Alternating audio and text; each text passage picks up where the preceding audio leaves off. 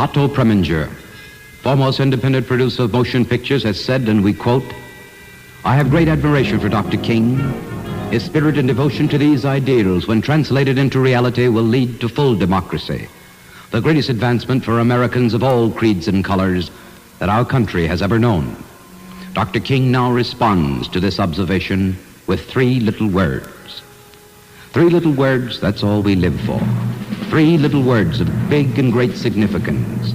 Dr. Martin Luther King speaks of these three words: all, here, and now.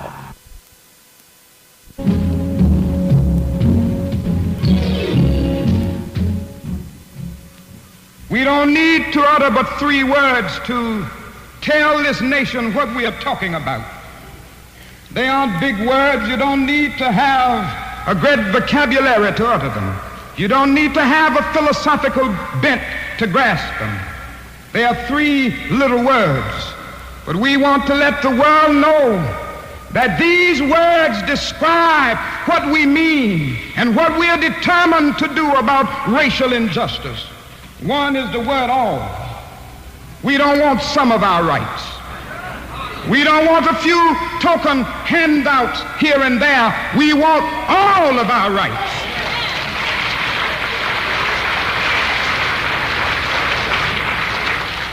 The other word is here. There are some people who say that we need to go back to Africa. And then there are some others who tell Negroes in the South to leave the South. You can't be free, so get out. But down in Alabama and Mississippi and Georgia and South Carolina, we are saying something else now. We want all of our rights, and we want all of our rights here in Alabama and Mississippi and South Carolina.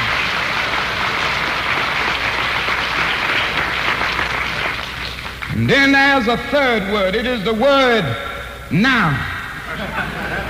We are not willing to wait 100 years for our rights.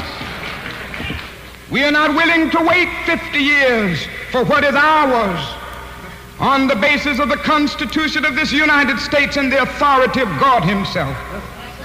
No, we are not willing to wait another 25 years for our rights. We can hear voices telling us to slow up. We can hear voices telling us to cool off. Our only answer in calm, patient terms must be that we have cooled off too long, and if we keep cooling off, we'll end up in a deep freeze. We must go on and say,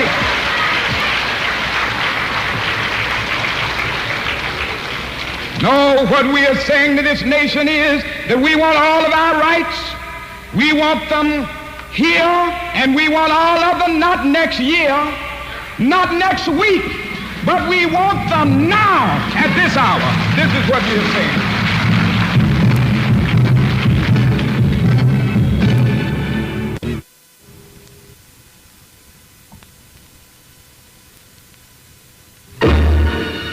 In the words of Frederick Douglass, erstwhile Negro leader and father of Negro American freedom, if there is no struggle, there is no progress.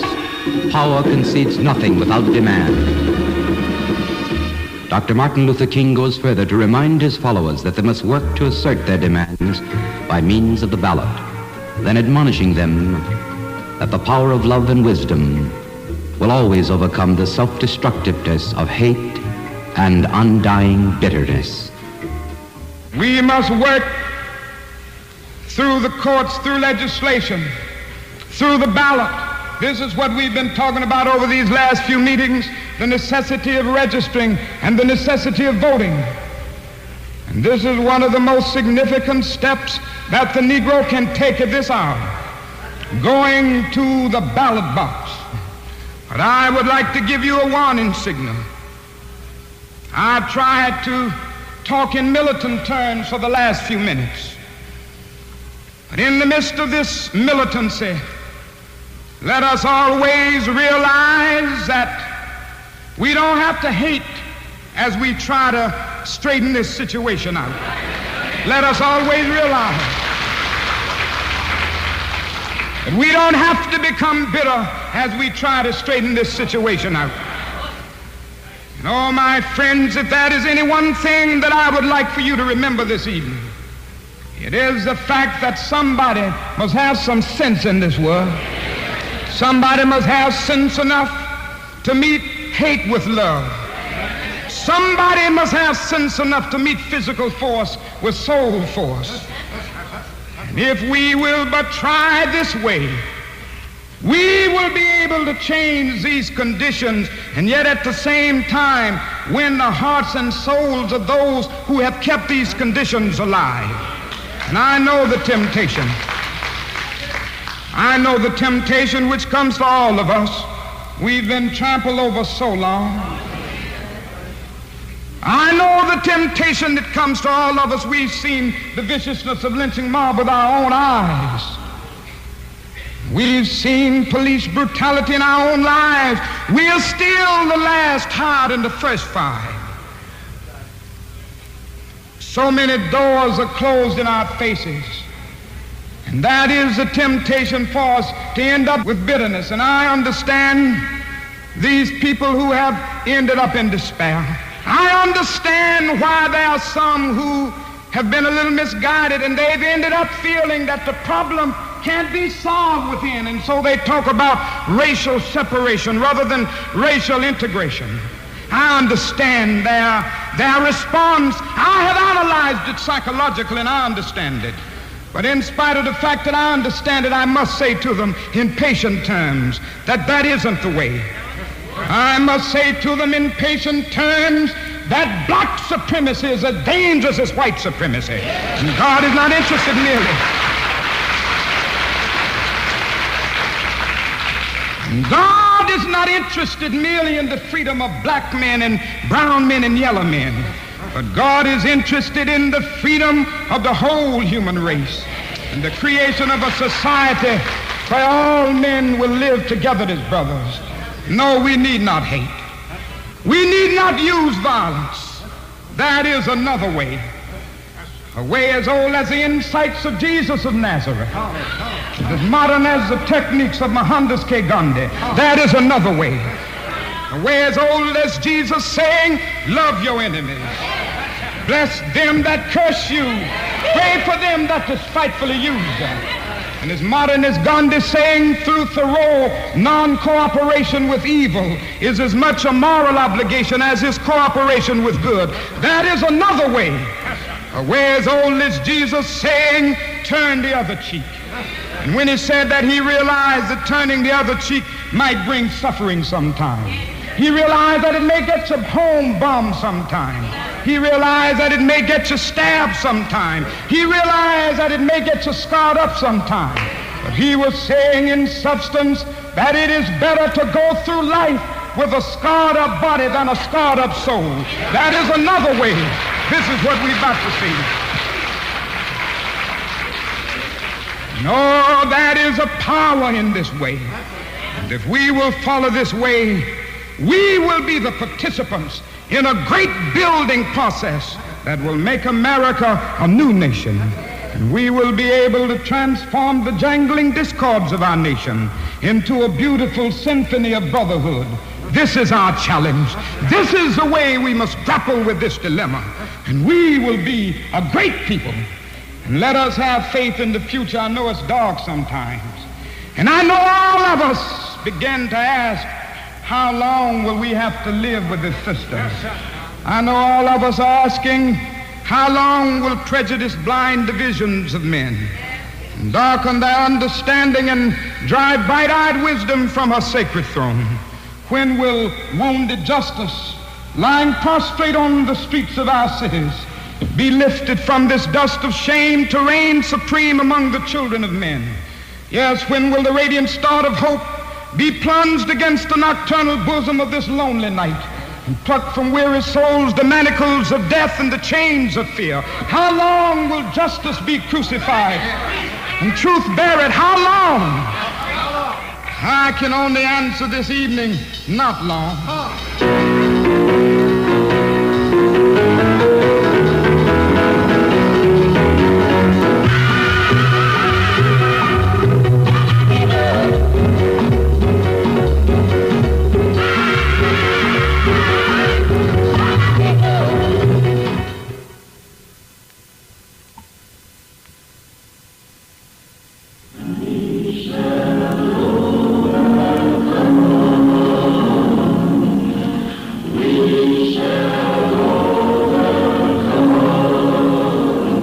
There's a little song within our breasts with words of hope and love.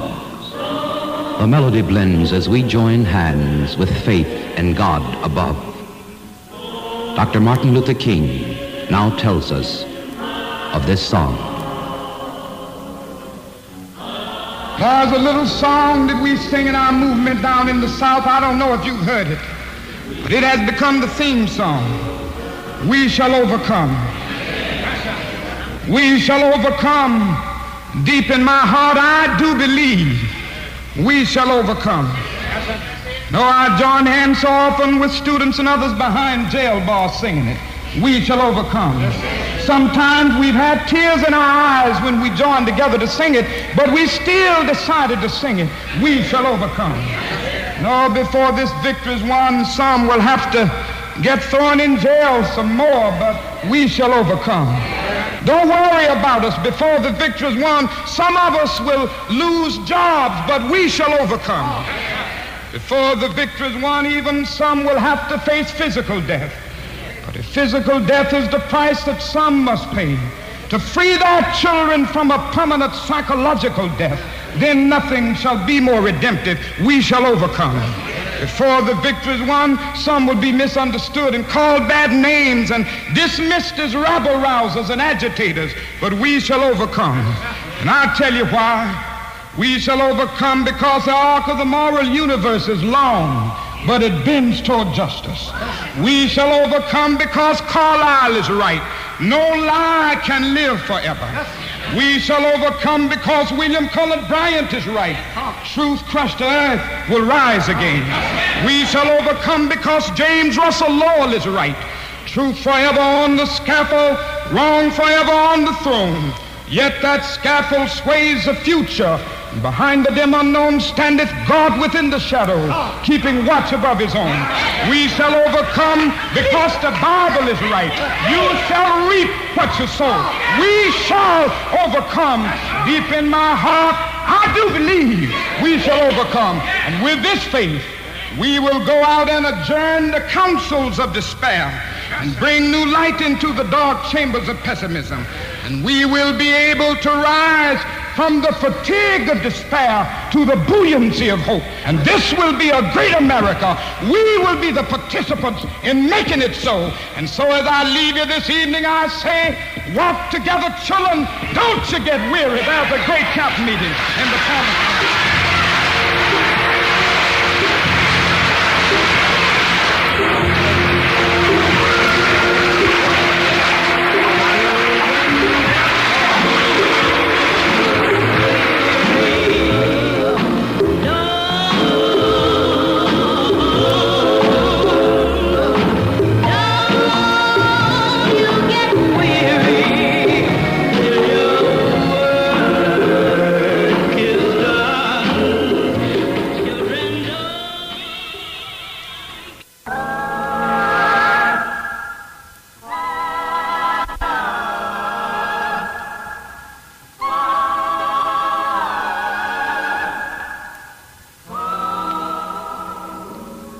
And there shall come among them a great leader, who with his wisdom and understanding shall break the chains and bonds which bind them, unshackle their wrists and ankles, tear cobwebs from their eyes and ears, and thereby make them free.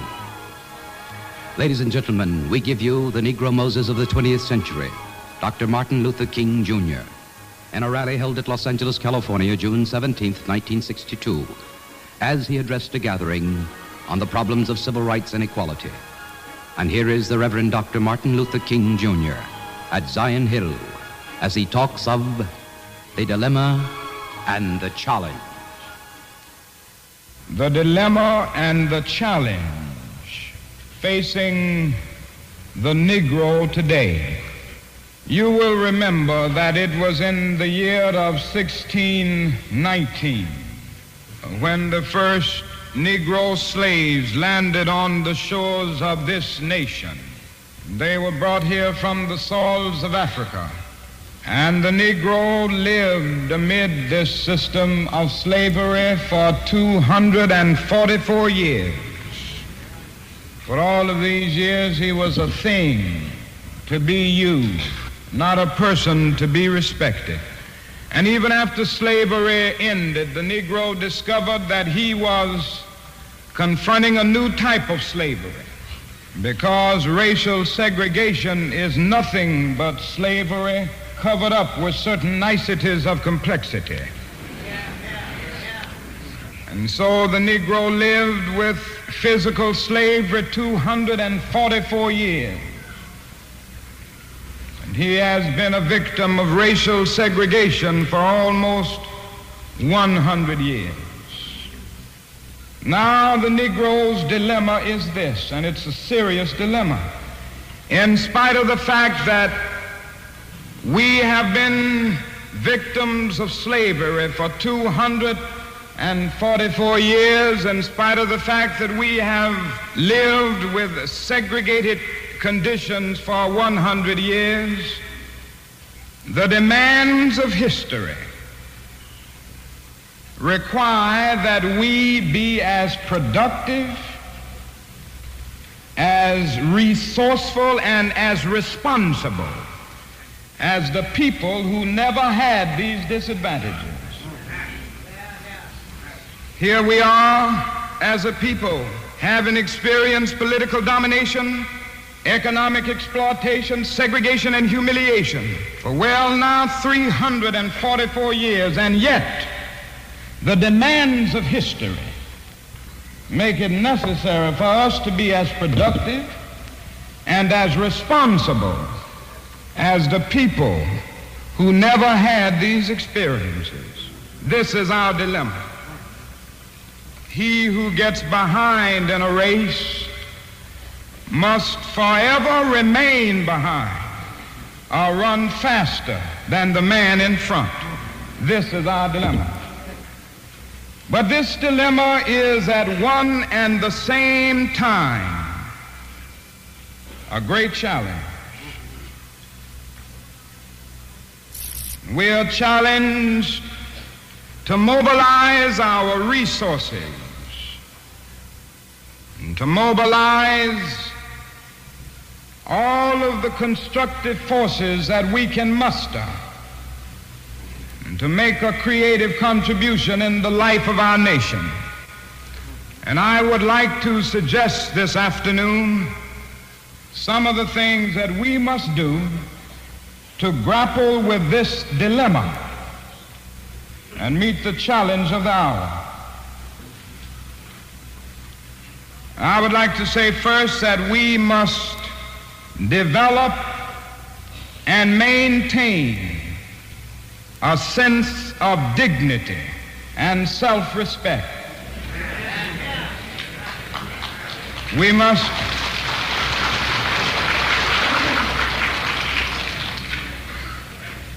must not allow anybody or any force to make us feel that we do not count.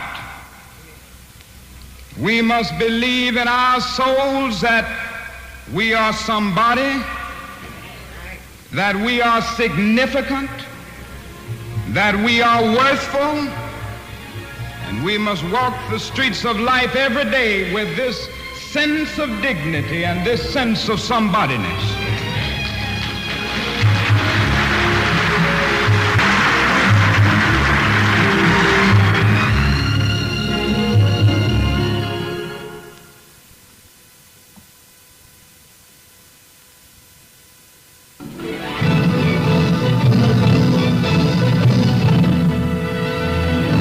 As a prophet, this great leader in the struggle for human dignity reminds the American Negro of things to come in the future, new opportunities which defy them to sink into lethargy.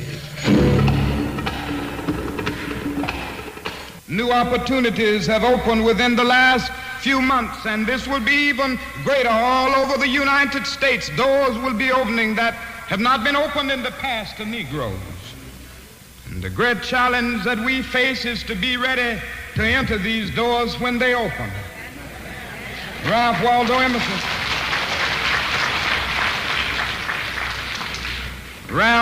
Emerson said in a lecture back in 1871 that if a man can write a better book or preach a better sermon or make a better mousetrap than his neighbor, even if he builds his house in the woods, the world will make a beaten path to his door. This will become increasingly true. That means that we're going to have to work hard. We're going to have to burn the midnight oil sometime. We're going to have to take advantage of new opportunities. But we must set out to do our life's work so well that nobody could do it better. We must set out to do a good job. And we must not seek merely to do a good Negro job. If you're setting out to be merely a good Negro doctor, or a good Negro lawyer, a good Negro teacher, a good Negro preacher, or a good Negro skilled laborer, a good Negro barber, a good Negro beautician, you have already flunked your matriculation exam for entrance into the University of Integration. We must get ready. We must set out to do a good job, and to do that job so well that the living, the dead, or the unborn couldn't do it better. As I've said so often, if it falls your lot to be a street sweeper, go on out and sweep streets like Michelangelo carved marble. Sweep streets like Raphael painted pictures. Sweep streets like Beethoven composed music and like Shakespeare wrote poetry. Sweep streets so well that all the host of heaven and earth will have to pause and say, here lived a great street sweeper who swept his job well. This is it.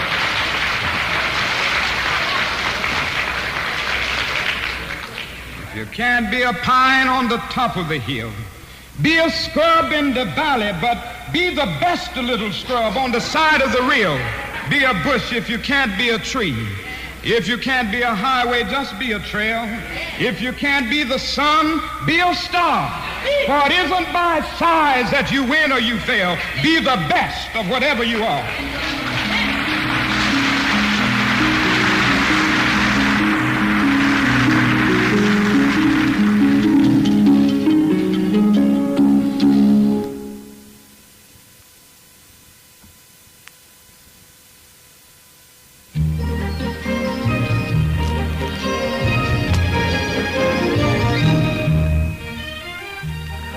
Funtown, USA. Dr. King now relates an experience bemoaning the injustice of bigotry upon the heart of a little Negro child. He explains the evils of segregation to his daughter of adolescent age.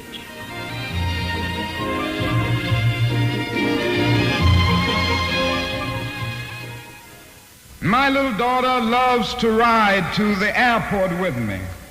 She says to me so often, Daddy, you just go over and over and over again. And so one of the ways she consoles herself in the fact that her daddy has to be away so much is to ride to the airport whenever I'm going in or coming back into town or going out of town. And she can do it if she isn't in school.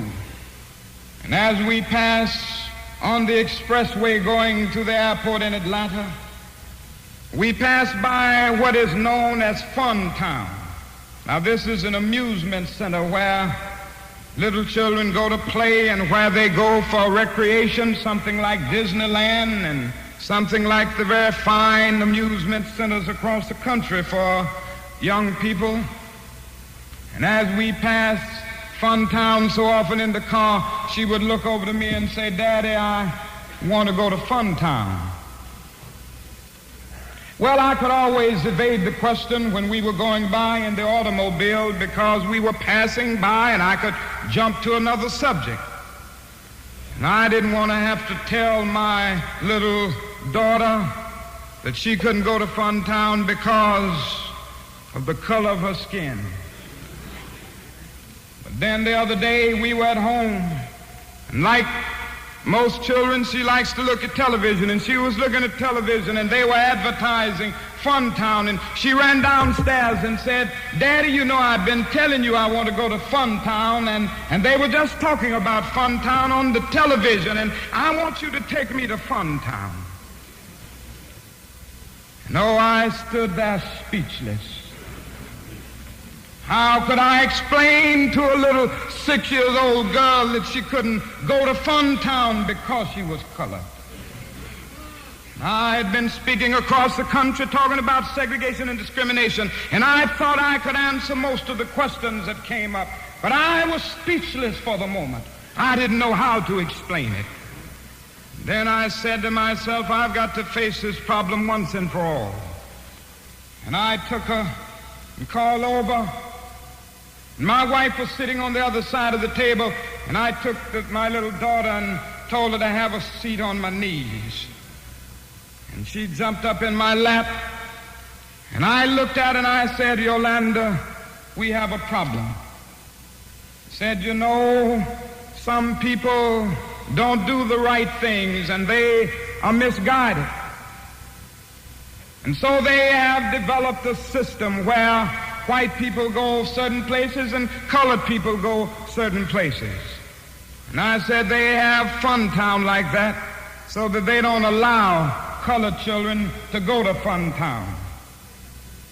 And then I looked at her at that point because I didn't want her to develop a sense of bitterness. I didn't want her to grow up with a sense of hatred and bitterness in her heart. And so I had to rush on and say, but now all white people aren't like this. There are some white people right here in Atlanta who would like for you to go to Funtown, and there are some all over the country who are right on this issue. Still, there are those who have been misguided.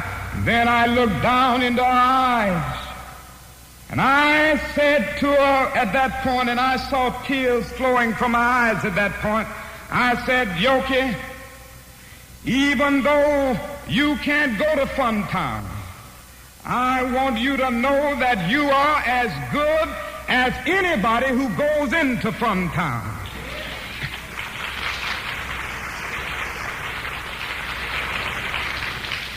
And I want you to know, Yoki, that some of us are working hard every day to get Funtown open and to get many other places open.